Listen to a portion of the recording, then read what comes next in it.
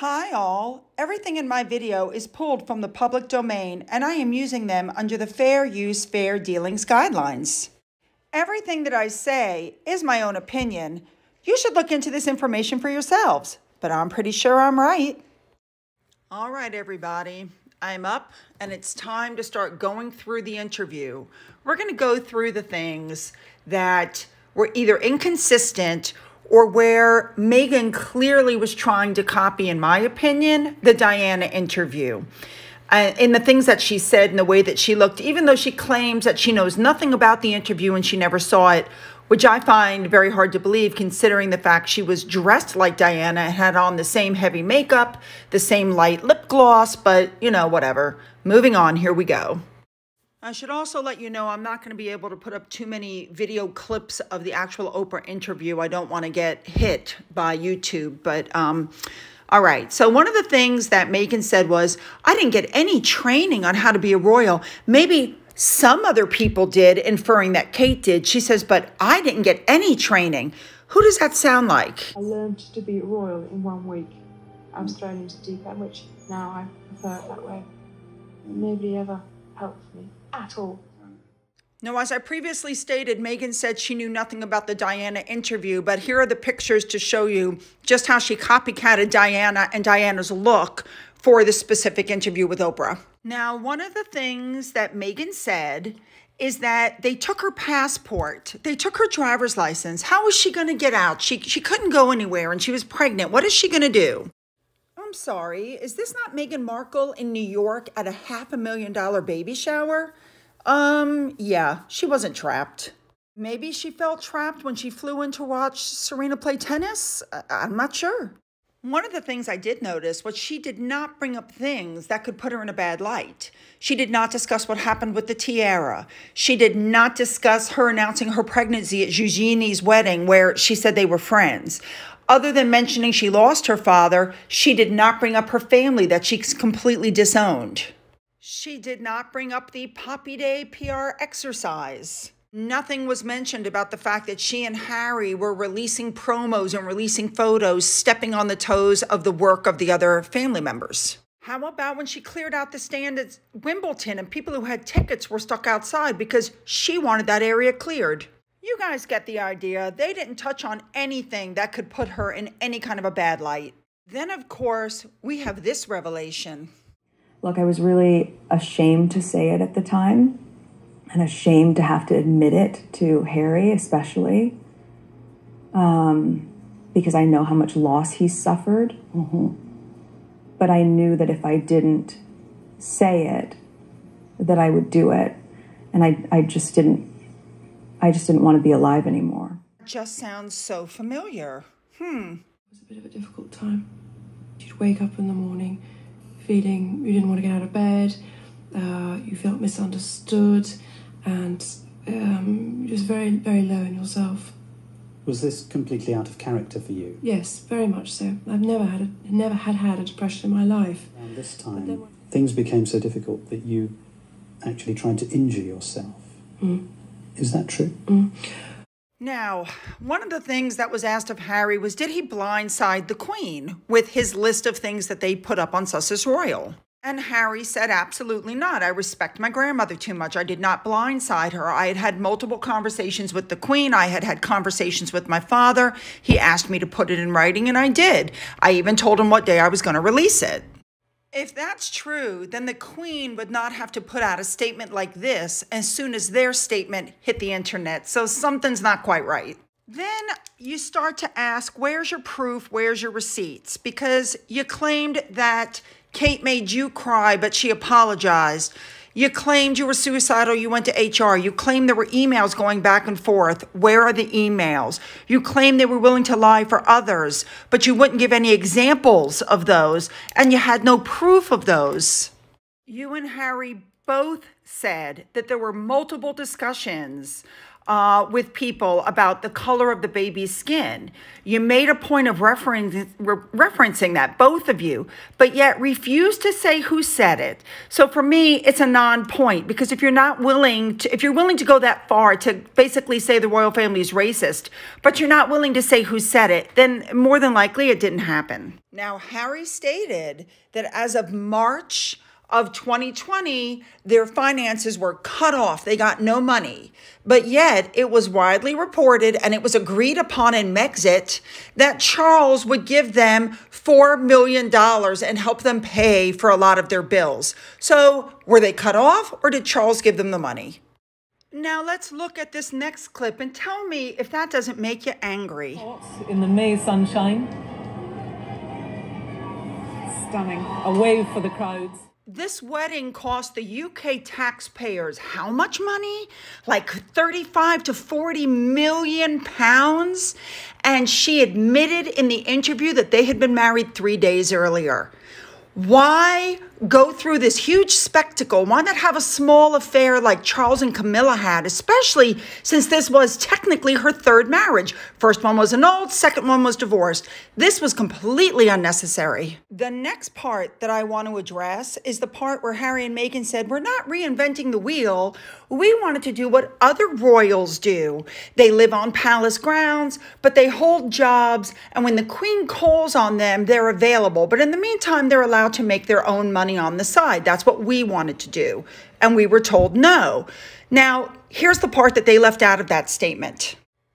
While Eugenie and Beatrice are not, while they're the grandchildren of the Queen, they are not working royals. They do not perform public engagements full time. Therefore, they don't get any checks from the Sovereign Grant, which is the government-supported fund that finances the official duties. So Princess Beatrice still goes to like Royal Ascot and Trooping the Color, but she doesn't make 507 engagements like Prince Charles did in 2019. And she doesn't get full-time security. She hasn't had full-time security since 2011. Beatrice works in finance and consulting. She is responsible for the management of strategic partnerships as well as company growth where she works. She is also a patron to nonprofits. But what she doesn't do is sell her royal connection. Now, she does get some money from her dad, just like Charles gives money to Harry. Andrew supports both of his daughters financially from his private income. He also has a Navy pension, but you know, she doesn't make her money off of the royal connection. Princess Eugenie makes her money working in the art world, and she works at an art gallery, and she uses her art history and English literature degrees to work for an online auction firm. And the art gallery she works at, she's the director of it. But the point is, she's not making her money off the royal connection. She works. You should also know that both of them have to pay rent for their apartments or their homes. They don't get to live for free on palace grounds. They don't get those kinds of perks. These are the things that Harry and Meghan were getting. What Harry and Meghan did was they set up Sussex Royal, and they were going to make money based off the royal connections.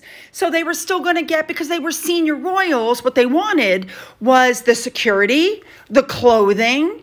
They would have kept all of that. They would have kept the money coming in, and they would have made millions upon millions off of Sussex Royal. And that's when the Queen said no. You can't compare the two situations. It's just not the same. Now, Meghan said that she only left the house twice in 4 months at some point during her pregnancy. So let's take a look at that now, shall we? Now, remember, she claimed she didn't leave the house but 2 times in 4 months. So we're going to debunk that. Here she is in September. Here she is in October at Eugenie's wedding where she announced her pregnancy. Here she is in November. Here she is in December. Then we have the picture from January. This is the one where she said she had just told Harry she was suicidal before they came to this at the Royal Albert Hall. Here she is in February. And finally, here she is in March in her outfit where the baby belly was, swaying back and forth. So her statement about not leaving the house but 2 times in 4 months is absolutely inaccurate and a lie. Now, the next thing I want to discuss is Archie's title, because She claimed that the stories that were out that they wanted to raise their child without a title were absolutely untrue, that they wanted Archie to have a title. That could not be done without the intervention of the Queen, who had done that for Louis and Charlotte and the other grandchild, George. She insinuated that the reason the baby didn't get a title was because the baby was going to be biracial. I got to be honest, I have trouble believing that one. And again, where's your proof? Who did you talk to? Where did you hear this? And she couldn't give any information. This is just what she heard. Again, rumor, no proof, no receipts.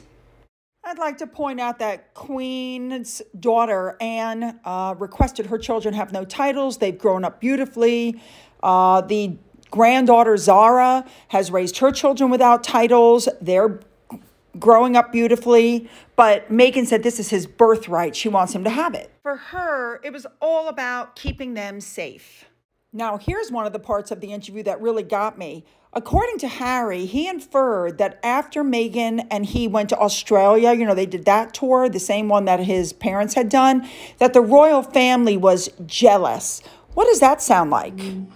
Oh, we're on the wrong side. We want to see her, we don't want to see him. And that's all we could hear as we went down these crowds. And obviously, he wasn't used to that, nor was I. He took it out on me, he was jealous. I understood the jealousy, but I couldn't explain that I didn't ask for it. Now, something else that caught my attention is that she stated that she left everything behind. Her home, which, by the way, was a rental. Her car, which, by the way, was a rental. Her career, which, by the way, her place on the show had been written off. She had no job offers on the table. But she's like, but I left it all behind to do this. But in truth, Harry was a lifeline for her because nothing was permanent in her life.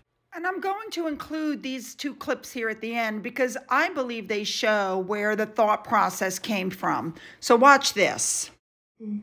Is that true? Well, we were a newly married couple, so obviously we had those pressures too. And we had the media who were completely fascinated by everything we did. And it was difficult to share. Challenging. And then when you have a newborn,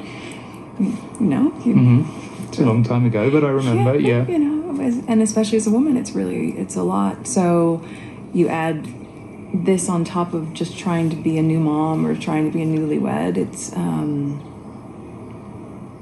So what is there really at the end of this interview? Harry and Meghan have had nothing but nice things to say about the Queen and Philip. Oprah went on television this morning to say that the person who made the comment about the color of their skin was not the Queen or Philip, basically insinuating it was either William, Kate, or Charles. And Meghan even admitted that the Queen gave her pearls and a necklace. Now, I'm assuming they're being super duper nice to the Queen because, after all, the Queen could still pull their Duke and Duchess titles. The Queen could still pull her HRH titles. I mean, all kinds of ugly things can happen. But I think in the end, the royal family is going to have to respond to all of these allegations. So when you wade through it all, it comes down to several things. Number one, their money was cut off. Number two, their security was cut off. Both things that I think probably they were warned about before they left.